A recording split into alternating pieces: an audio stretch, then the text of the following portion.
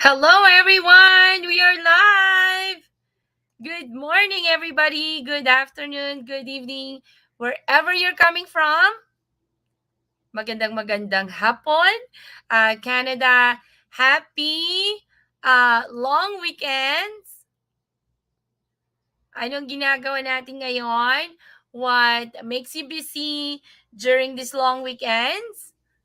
Kumusta ang mga araw ng ating mga kachikahan? Yeah, let's wait for some viewers. I know it's a long weekend family days, right? Di ko alam kung anong ginagawa nyo, but I'm pretty sure you're having so much fun and you're enjoying your time together with your family. Ano bang ginawa namin yesterday?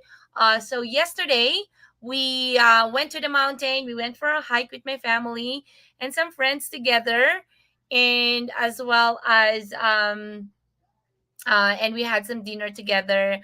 That's how we spent our our weekend. And then today, it's Monday, of course. It's a long weekend for everyone. Nag-enjoy yung mga tao na nasa 9 to 5 grind for Monday to Fridays, right? Nag-enjoy kayo, right? But sometimes we need an off from, sabi nga nila, you need a vacation from vacation. So ready na ba kayo for tomorrow? Tomorrow, it's Tuesday, but it's kind of like a Monday for everyone, right? Yung nagtatrabaho from a full-time job. So, meron na tayong viewers. I'm very glad. May viewers na tayo. Parang hindi ko nakikita tong ano natin. Wait lang, ano ko lang.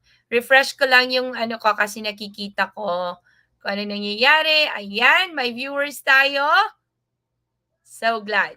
Okay, so nakita nyo ngayon ang aking first blessing of BER months, which is we receive 4 digits in a day. So yan ang income natin in a day. That was on Friday. Nakalimutan ko lang mag-live sa inyo, but I received that one on September 1st, 2023. Ayan, yan yung very first na, ano to, nakaabot ako ng live mo sa wakas. Hi, Sis Loville! Good afternoon! Yan, so, first blessing of the month, yan ang na-receive natin. That was on September 1st, 2020. Sino nga ba naman ang hindi matutuwa kung nasa bahay ka lang and nag-enjoy with your kids, enjoying, right? And of course, may blessing na dumarating.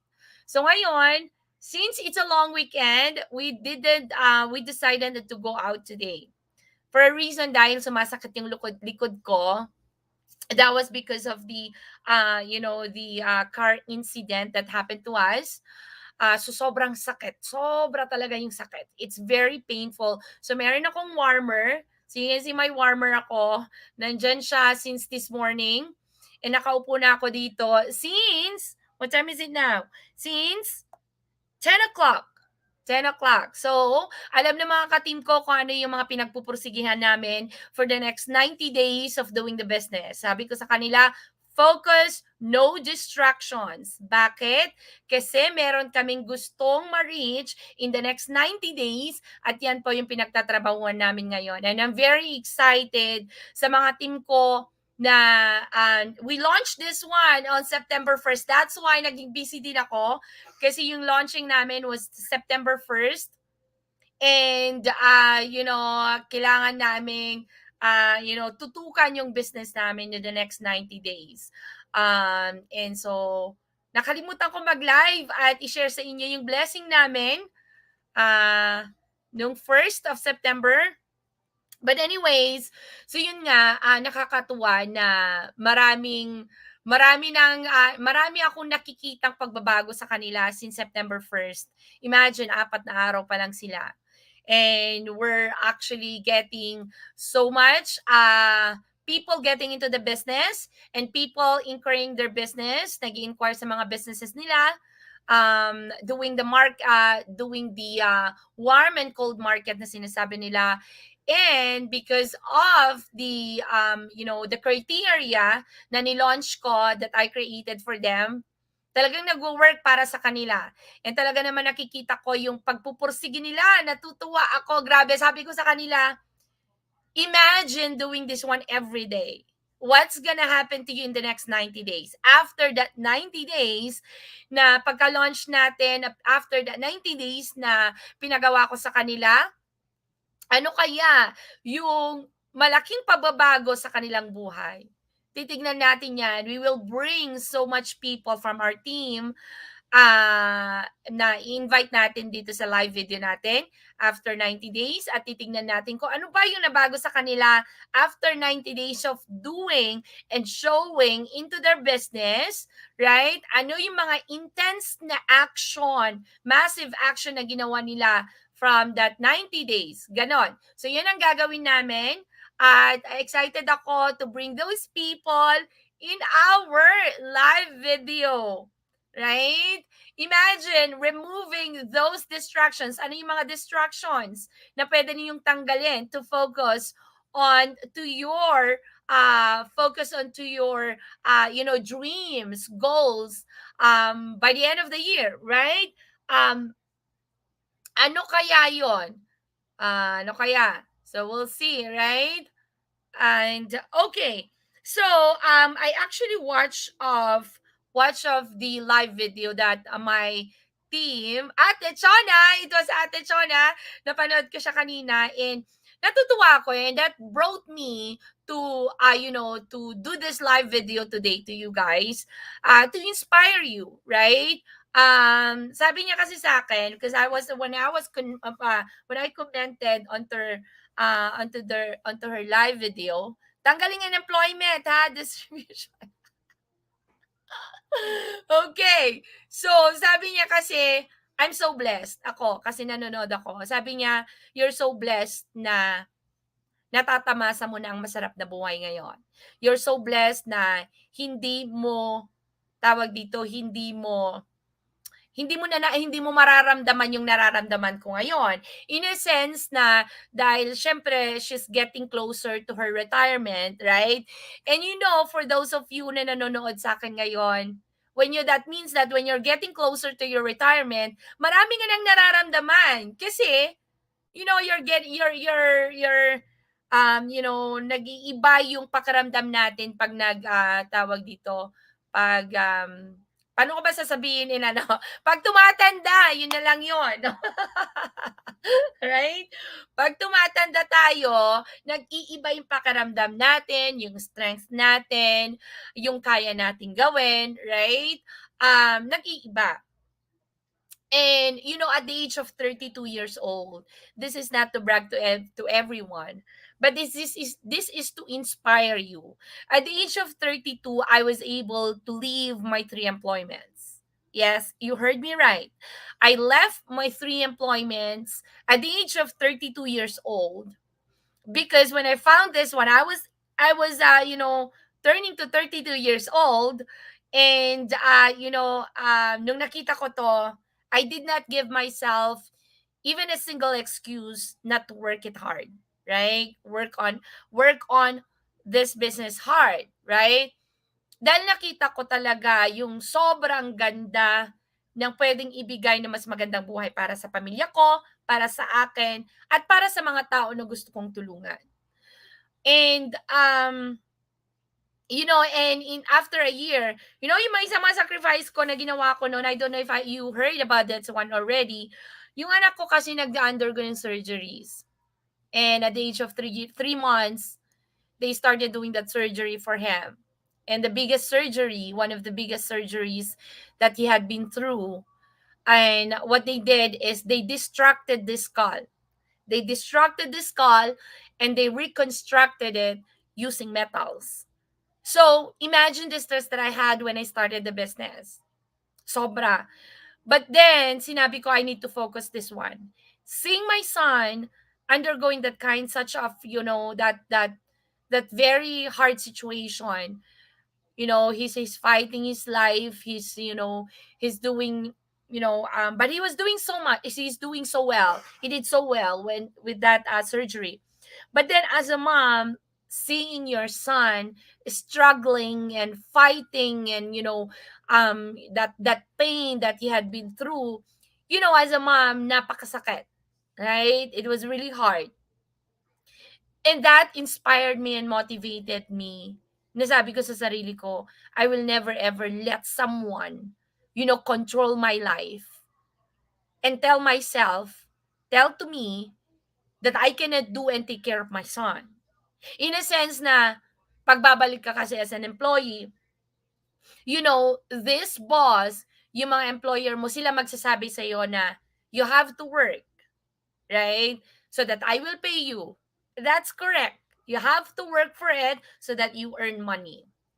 But then I don't like the idea na sasabihin sa'yo ng boss mo na you cannot do this one because we have a business. We have a work. You have a work, right? So you have to focus. If you want me to give you to that, to give me that day off, then you have to work for this one for now, and then eventually I'll give you. And I don't like that idea.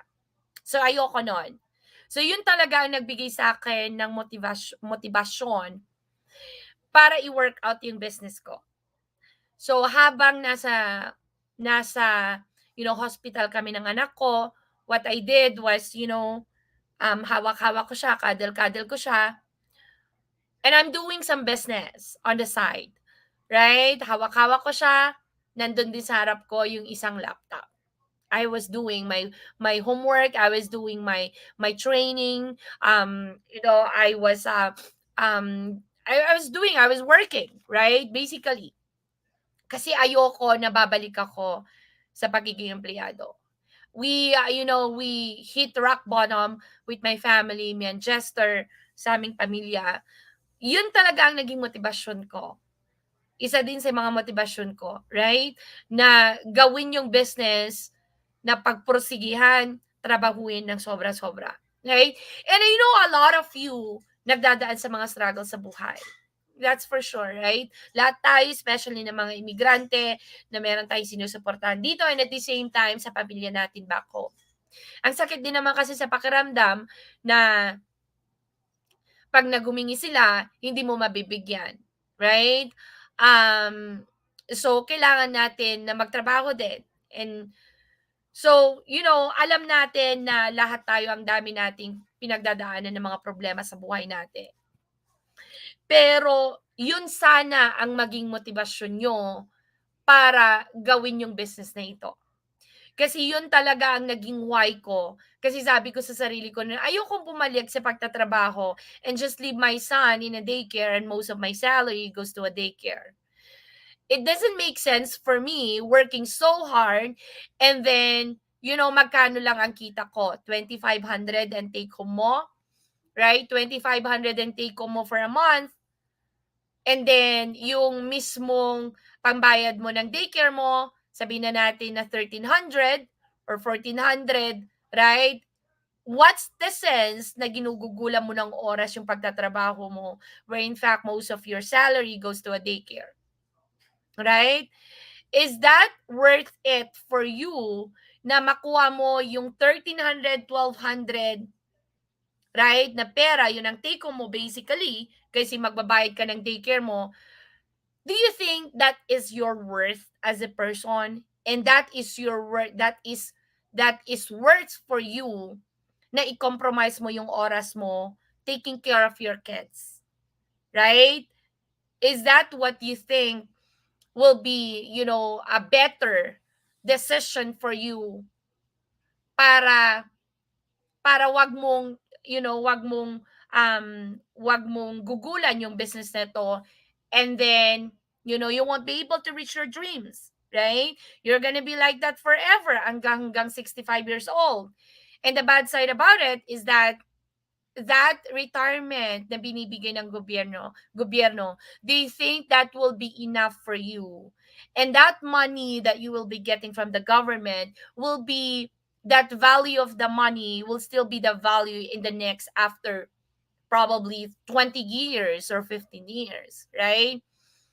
Hindi na yan ang magiging value ng pera mo, I tell you, right? So kailangan natin na kailangan natin na magkaroon ng isang passive income, a business that gives us a passive income.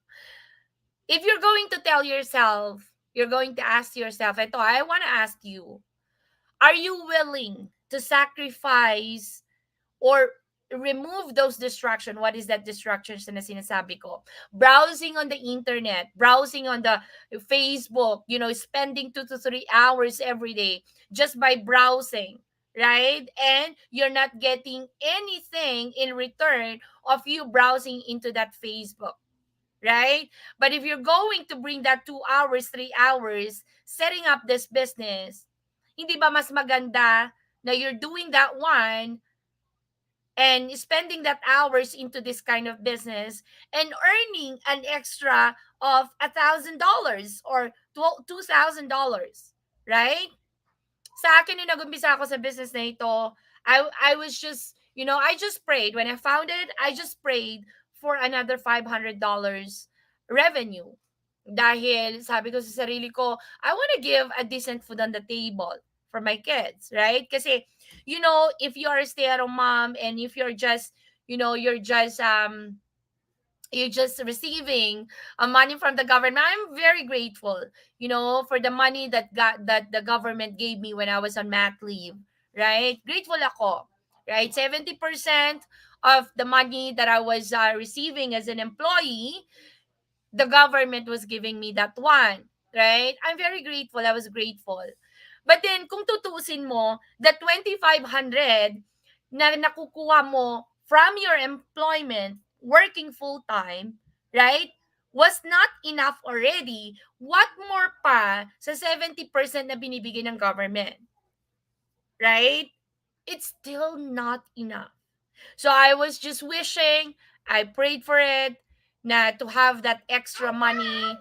Hi Josiah, to have that extra money. Hi, where have you been?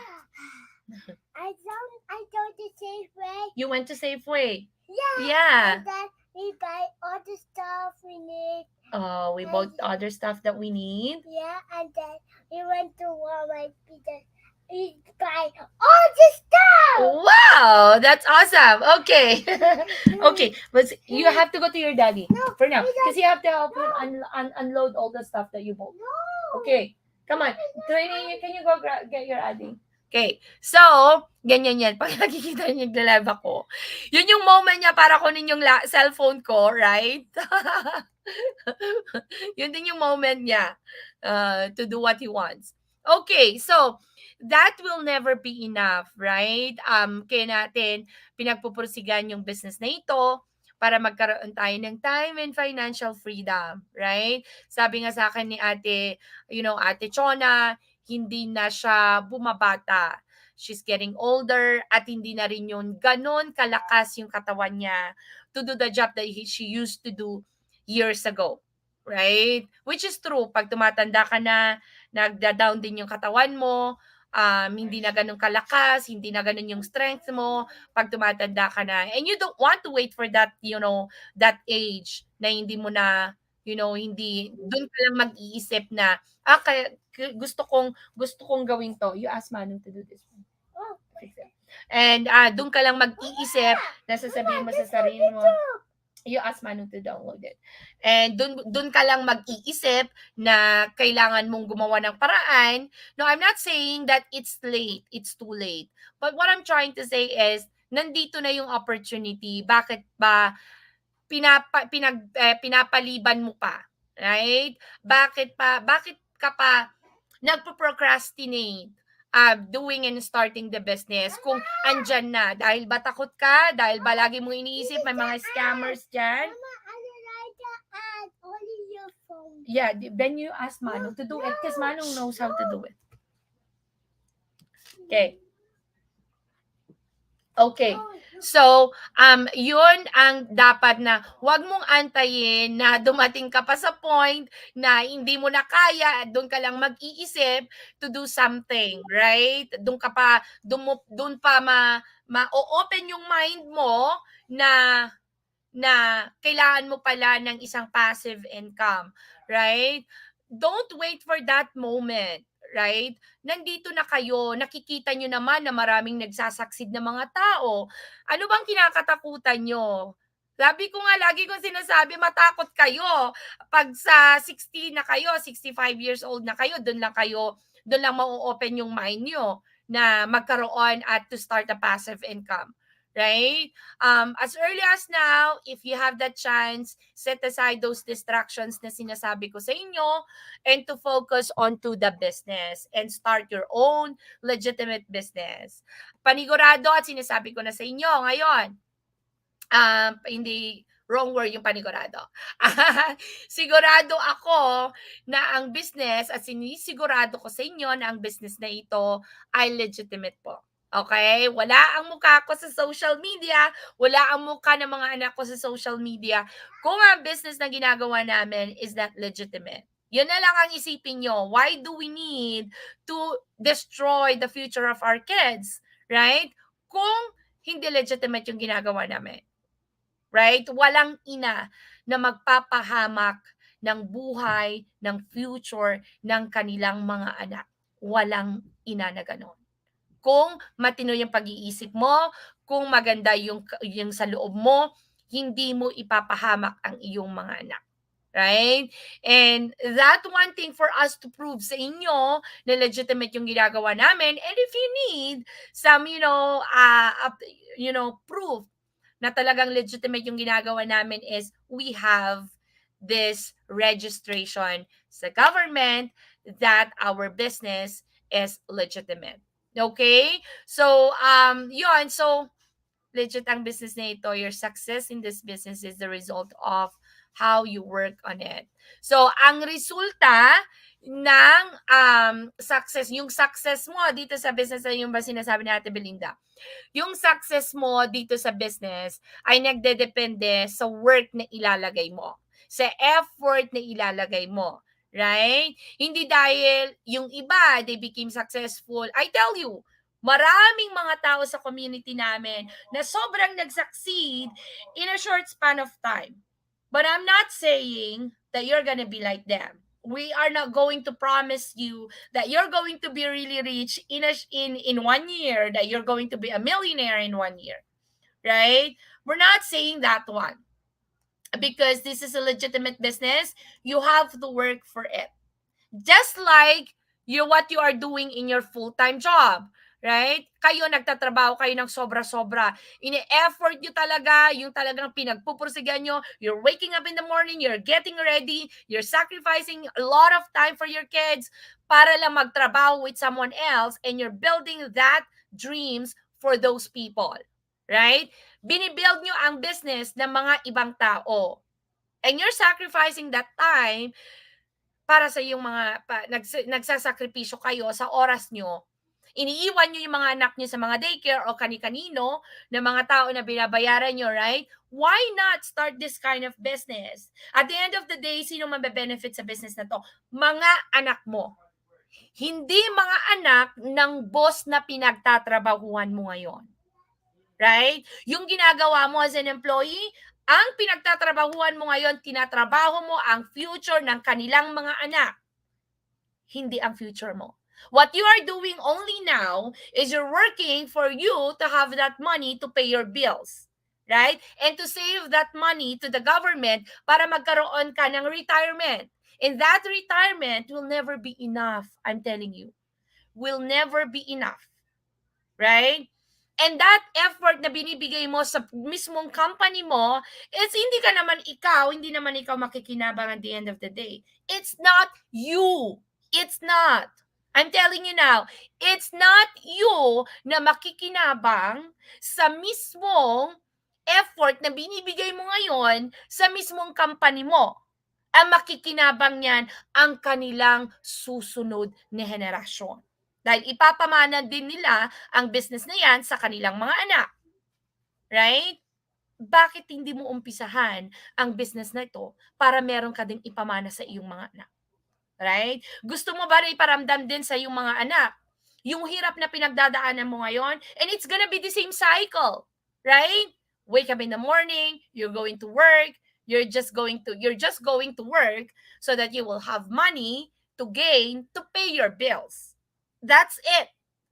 Pero kung ikaw ay gusto mong ikat yung that kind of life in your family and for your next generation, then you do action. Take action. Do some work. Do some, start a business, right? Kagaya ng ginagawa namin. Right? Siguro yung nakikita nyo, we're very active in social media. Yes, because we are leveraging the social media to earn money. Right? But the good thing about it is if you're going to weigh in between an employee and a business that we are working in a social media, right? Social media 2 to 3 hours, but we can earn 5 digits in a month, right?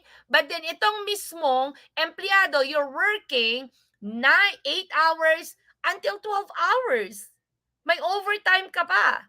Right? Natutuwa ka pag nagkaka-overtime ka, natutuwa ako, may extra ako. Right? Never know, yung katawan mo din, pagod. Right? Pagod din yung katawan mo. Kikita ka nga, pagod na pagod naman yung katawang lupa mo. Right? Katawang lupa. Yung katawan mo, right? Word kasi namin yun na magkakaibigan. Katawang lupa, sorry. Yung katawan mo, right? Pagod na pagod din naman ang katawan mo. Tapos pagkakita mo sa paycheck mo, ganito. At ayan, paycheck na, 'di ba? Pagkakita mo sa paycheck mo, hay, grabe, ito lang kinita ko sa 30 hours na overtime ko, right? Nagreklamo ka pa. Nagreklamo ka nung nakita mo yung paycheck mo. Hindi ka nagreklamo na, hindi ka naman nagreklamo na you're doing the same job over and over again. You're doing the same thing over and over again. Hindi ka naman nagreklamo, right? Hindi ka magrereklamo if you're working and starting your own business, right? Kasi dumaan lang sa kamay, correct, right? Dumadaan lang sa kamay ang mismong paycheck na yan. Hindi naman kasi talaga ganyan na design ang buhay natin. I tell you, hindi naman talaga ganyan na design ang buhay natin. It's just you na dahil yun ang na-instill sa atin to work, pupunta ka ng prestigious school, right? Mag-aaral ka doon, and makakakuha ka ng diploma mo, makakahanap ka ng magandang trabaho, right? And then, mahanap ka ng magandang trabaho, makikita ka ng maganda, pero ang maganda na yon, nanirahan ka naman sa maganda, di syempre babayaran mo na maganda din yung tirahan mo, right? And at the same time, malaki din naman ang gastusin sa mga bilihin, right? So wala ring natitira. Masaya na yung marami ako nakakausap ngayon, masaya na yung mga tao nakaka-save ng $200 a month. But I'm telling you, for those people that I talk to, those people na nakikikonek sa akin, it's the same thing. Pare-parehas na mga pinagdadaanan sa buhay. At ganyan din naman ang pinagdaanan ko sa buhay ko. Hindi ko naman kinakailayan. I've been there. Kaya nga sabi ko sa kanila, kung ano yung pinagdadaanan nyo ngayon, pinagdaanan ko yan. I've been there. Right? Pero ako lang din naman ang gumawa ng paraan to cut that kind of life, that cycle of life that I used to do. Right? Ako lang din naman ang pwedeng gumawa. So I did that. I cut that one. Sinabi ko sa sarili ko that I'm going to change my life. That I'm going to do differently from those people na laging ginagawa yung ganito lang na ginagawa nila araw-araw. Yung nagtatrabaho, babalik sa bahay, magluluto, kakain, matutulog. Same over and over and over again. Araw-araw yan. Sabi ko sa sarili ko, no, I'm not going to do that one. I will be the one to dictate what I want in my life. I will be the one to do the schedule for myself. Right? I'm going to tell to myself, I want to change my life. I want to make and earn this kind of money. I want to earn 6 figures. I want to earn 5 figures every month. I want to travel anytime I want. I want to spend so much time with my kids. I want to create more memories with my family. I want to help people that are in need, right? Those people that, napaka-stressful yung bilang. I want to help those people, right? And I want to make sure that I will help those, ako kasi malapit kasi sa akin sa loob ko, yung mga may special needs, right? Yun ang sinabi ko sa sarili ko noon. When I said that one, and I set the goals, and I said to myself, this is my dream. That dream is so big. Napakalaki yung pangarap na yan. Pero sabi ko sa sarili ko, kung malaki ang pangarap ko, dapat lakihan ko din yung action ko. Hindi ako dapat nagsisettle for less. Hindi dapat ganito ang buhay ko forever. Right? Dahil nag-set ako ng malaking dream, malaking pangarap, nilakihan ko din yung mismong action ko. Nilakihan ko din, dinamihan ko pa yung oras na pagtatrabaho ko sa business na to. You know what? It doesn't matter for me if I work 10 hours, 16 hours into my business. At the end of the day, alam ko ako pa rin naman ang makikinabang. Hindi ikaw na nagtatrabaho ng 16 hours sa isang boss ang makikinabang ang boss mo. That's a different story. Right? So, mas maganda pa, nagugulan mo ng oras ang business na ginagawa mo dahil alam mo na ang makikinabang ay ang mga anak mo. Right? Yun ang pagkaibahan ng isang pagiging empleyado at pagiging isang business owner. And you know what? I remember those days that I was working as an employee. Even this, yung holidays. I didn't have a time to spend time. I didn't have a time to spend with my kid, my older son, right? And that made me sad thinking about it now. Kasi bakit ko inalaw yung sarili ko na ganun ang gawin ko? And there's only one reason for that. It's because I want to earn money. It's because there are so many bills na kailangan bayaran. Na may mga tao na nagdedepende sa'yo. So, kailangan mo magtrabaho. Right? And kailangan mong isakripisyo yung oras mo para sa anak mo. Right? Para kumita ka ng pera. And that is so sad. And that made me so sad thinking about it now na binabalikan ko yung mga oras na yun, yung mga araw na nawala. Sabi ko sana, I never did that. But because yun ang na-instill sa atin, yun ang ginawa natin. Right? And I made that big decision in 2018. Sinabi ko sa sarili ko, this has to change. This needs to be changed. And it has to be changed. Right? Eh, yun ang sinabi ko sa sarili ko noon. And when I said that one, sabi ko, I did not procrastinate. I did not give myself even a single excuse not to work into the business. Right? And since then, I never looked back. Hindi ko na binalakan yung buhay ko. Sabi ko sa sarili ko, I will never, ever, ever going back as an employee. I will never going back as an employee. Yung sinabi ko sa sarili ko yun, that is such a big statement. Such a big statement. Sa sarili ko.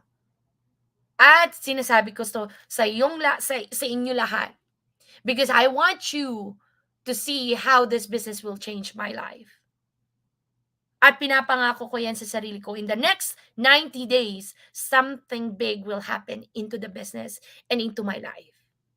And you are my accountability partners here. All of you here na nanonood ngayon. Right? Pag sinabi mo sa universe na yan, pag sinabi mo yung gusto mo sa universe, it will happen.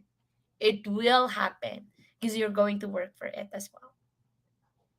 Right? So yun yung mga naging motivation ko. Sana yung mga challenges niyo din sa buhay niyo ngayon, yan ang maging motivation niyo din. Yan din ang mag-inspire sa inyo na gawin din yung pagbabago sa buhay niyo. Na baguhin niyo din yung buhay niyo, right? It's not gonna be forever na malakas tayo. It's not gonna be forever na employee ka. Right? It's not gonna be forever na may job security. It's not gonna be forever may na someone na mag-help sa'yo anytime that you're going to fall. It's not. Lahat ng mga 'yan kaya mong gawin para sa sarili mo. It's just a matter of when are you going to take action. That massive action para magkaroon ng mas magandang buhay, ang pamilya mo at para sa sarili mo, right? Sana ay na-inspire ko kayong lahat. Sabi nga nila habang may buhay, may pag-asa, and